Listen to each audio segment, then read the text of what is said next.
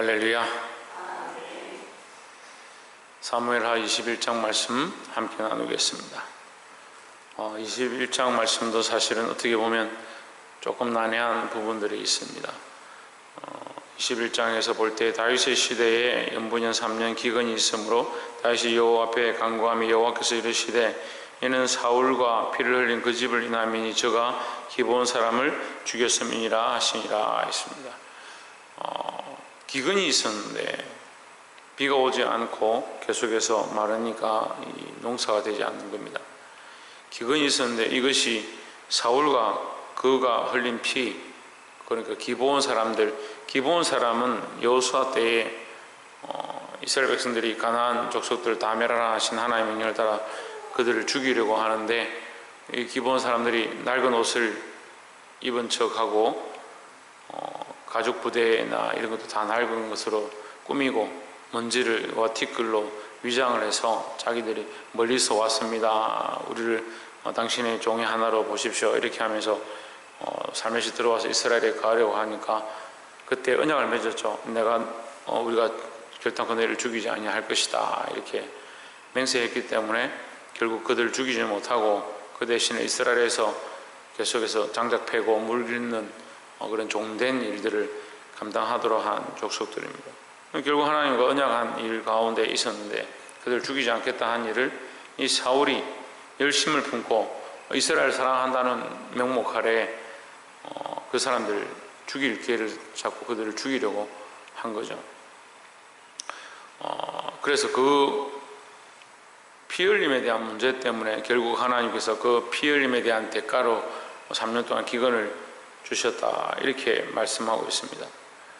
참 어렵습니다. 우리가 우리 삶에 일어나는 문제들이 어떠한 이유로 그렇게 문제가 일어나고 우리 앞에 닥치고 있는 상황의 일들이 어떠한 근거로 그것이 되고 있는가 알기가 어렵고 그 이유와 원리 자체를 깨닫기 힘든 삶을 우리가 살고 있습니다. 근데 성경은 반드시 이유 없는 것이 없다. 이유 없는 것이 없다. 왜? 하나님의 섭리 안에 이 세상이 돌아가고 있기 때문이다 라는 겁니다. 그럼 우리는 뭘 보느냐? 똑같은 세상의 원리를 보고 세상의 이론으로 판단하는 것이 아니라 하나님의 논리와 이론을 봐야 되는 겁니다. 이게 힘든 거죠. 어떻게 보면 이게 약간 미신적인 것 같습니다. 세상이 볼 때 우리가 좀 미신적인 행동들을 하는 것처럼 보일 수 있습니다. 교회 다니는 사람들이 저렇게 하느냐, 저런 행동을 하느냐, 그렇게 볼 수 있습니다.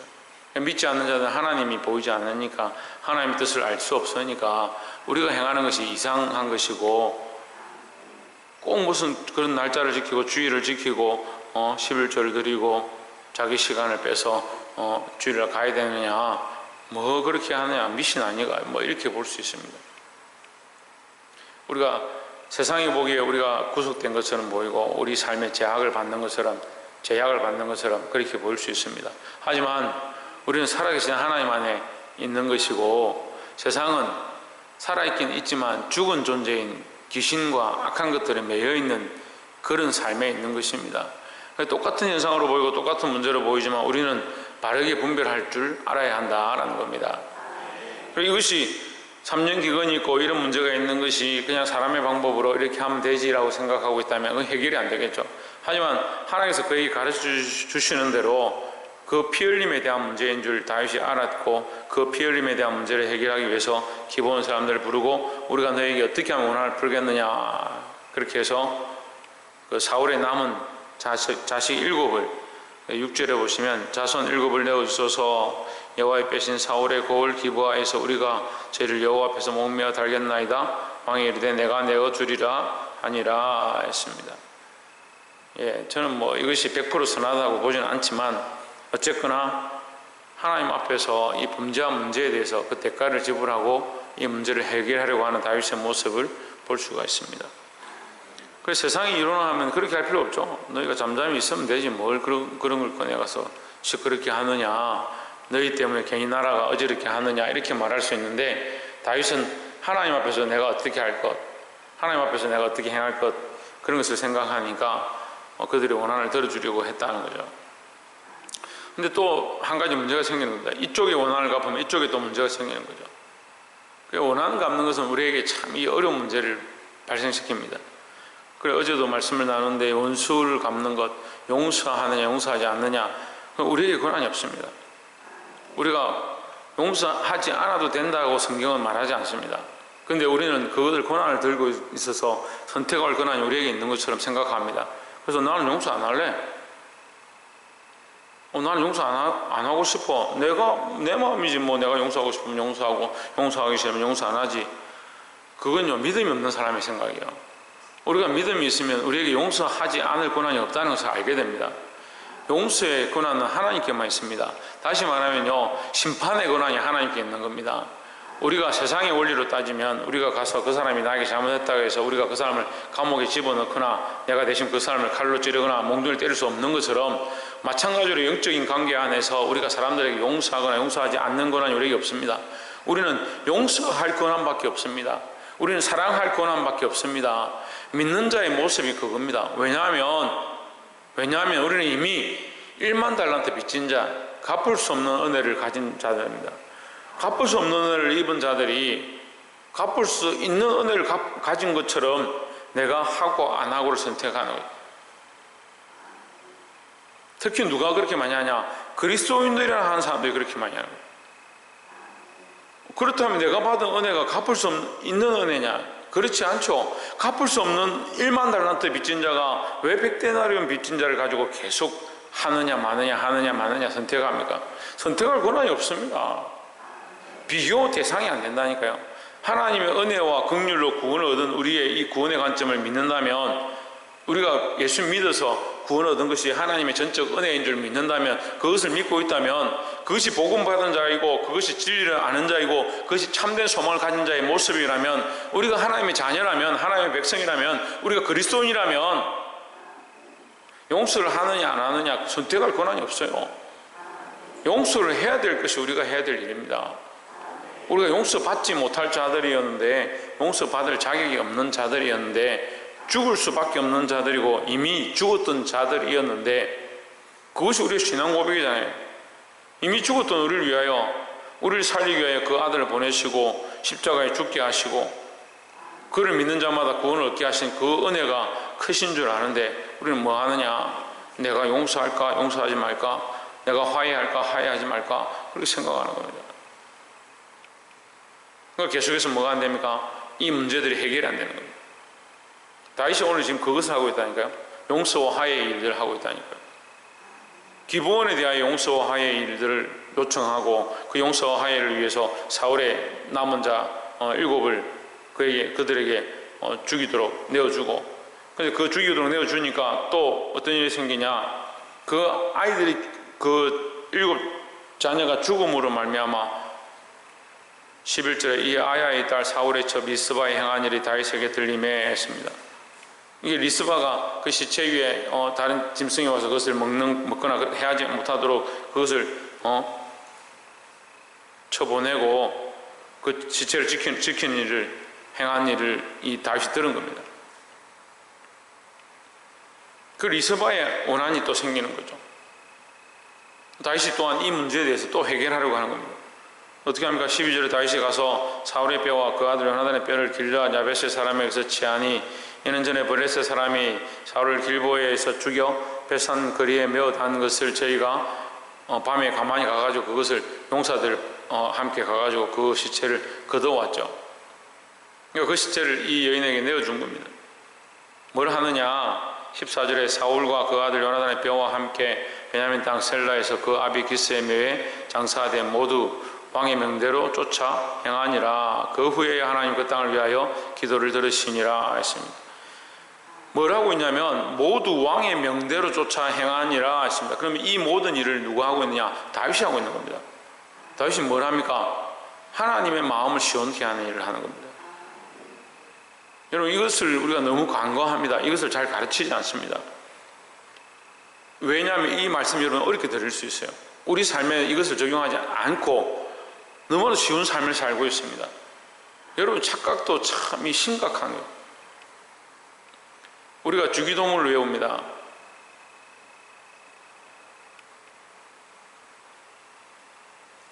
나를 용서하여 주시옵소서, 이렇게 기도하는 것이 아니고 내가 용서한 것으로 나를 용서하옵소서 이렇게 기도합니다.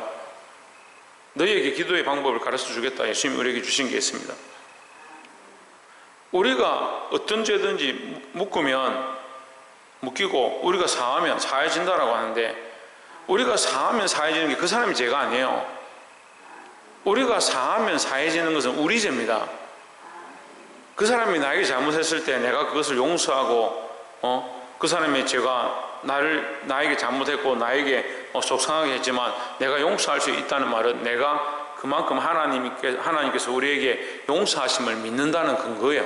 증거예요. 그게 믿음이 있다는 증거를 어떻게 보입니까? 믿음의 고백들을 하고 믿음의 삶을 사는 거죠. 하나님 우리를 용서하셨다는 것을 어떻게 아느냐? 우리가 용서를 하고 있느냐라는 거죠. 문제는 우리 삶에서 용서를 안 한다는 겁니다. 그 용서의 문제가 해결이 안 되니까 계속 서로 정오하고 미워하고 시기하고 질투하고 원망하고 불평이 가득한 거죠. 교회가 믿음으로 서고 하나님 앞에 바로 서려면 뭐가 일어나야 되냐? 용서와 화해의 일들이 일어나야 하는 겁니다. 근데 왜 용서와 화해가 안 되냐? 하나님 앞에 없으니까요. 용서와 화해가 왜 온전히 일어나지 않느냐? 내가 하나님 앞에 용서와 화해를 온전히 얻은 것을 잘 모르니까. 그러면서 말로는 뭐라 합니까? 십자가를 믿습니다. 십자가의 은혜를 합니다. 십자가는 용서와 화해입니다. 누구와의 용서와 화해냐? 우리의 죄에 대한 용서고 하나님과의 화해인 겁니다. 죄를 용서 안 받았으니까 하나님과 온전한 화해를 이루는 거예요. 이 말씀이 너무 어렵죠? 왜 어렵습니까? 우리 삶에 너무나도 적용을 하잖아요. 말씀을 적용하지 않고 살아가니까 이 말씀 우리와 관계없는 말씀이에요. 교회는 용서가 없으면 교회의 역할을 못하는 거예요.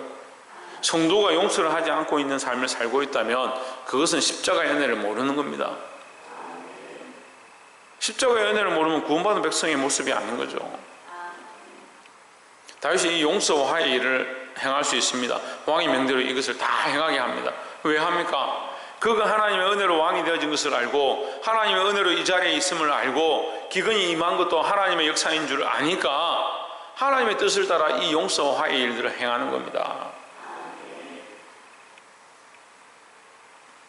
사랑하는 성도 여러분, 믿는 자들은 용서의 일을 해야 되고 사랑의 일을 해야 되고 서로 화해할 수 있도록 이것을 이루어가는 것이 우리가 가진 사명인 줄 알고 늘 하나님 앞에 서시기를 주의 이름으로 축원합니다. 조금만 더 영적으로 보면 우리가 복음과 진리를 전해서 하나님의 말씀을 전해서 구원에 이르게 하는 것, 전도해서 하나님 앞에 나오게 하는 것, 그것이 무슨 일이냐? 용서와 화해의 일인 거예요. 그 사람 또한 하나님의 용서를 알고 하나님과 화해하고 그 구원의 자리에 나오게 하는 겁니다. 그럼 그 사람이 용서와 화해의 일들을 깨닫고 하나님의 은혜를 알게 되면 뭐 하느냐? 그도 용서의 일을 하게 되는 거예요.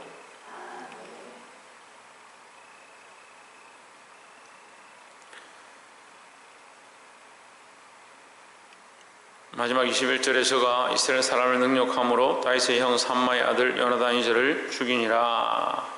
22절에 이 네 사람 가드의 장대한 자의 소생이 다윗의 손과 거신 보기 전에 다 죽었더라 했습니다. 자, 22절에 보면 이 네 사람 가드의 장대한 자의 소생이 다윗의 손과 그의 신복의 손에 다 죽었더라 했는데 다윗은 위에 보면 몸이 피곤해서 싸우지 못할 만큼 이제 늙었습니다. 그럼 다윗이 죽인 게 아니죠. 근데 이 다윗의 손으로 죽였다 이 말은 이 골리앗 집안, 이 장대한 자의 집안에 이 골리앗을 죽였죠. 골리앗을 죽였죠. 다윗이 손으로 죽였죠. 그 형제들이 함께 그 신복들이 함께 이 장대한 자의 집안을 다 멸절시킨 겁니다. 자, 우리는 용사가 되어서 이 싸움을 싸워야 되는 겁니다. 오늘 우리가 싸울 용사가 누굽니까? 우리가 그리스도의 용사로, 강한 용사로 부름을 받아서 용사로 서 있는데 우리의 싸움이 어디 있습니까? 뭐 키가 3m나 되는 장수들이 뭐 이 땅에 세상에 존재하는 것도 아니고 길 가다가 좀 키 큰 사람 만나면 여기 골리앗이거나 내가 싸워야 되겠다, 그 싸움을 얘기하는 게 아니죠. 그럼 우리가 싸우는 골리앗은 누굽니까? 그런 고민을 해봐야죠. 우리가 싸워야 될 골리앗은 누구냐? 우리는 누구와 싸워야 되냐? 누구에게 물맷돌을 던져야 하느냐? 너는 칼과 단창으로 내게 나오거니와 나는 네가 모욕하는 만군의 여호와의 이름으로 너에게 나아간다. 그건 너는 누구냐? 이 세상이죠. 근데 이 세상과 싸우려면 누구와 먼저 싸워야 됩니까? 나와 싸워야 되죠. 그 골리앗을 두려워하고 있는 마음, 내가 계산하고 있는 여러 가지 문제들.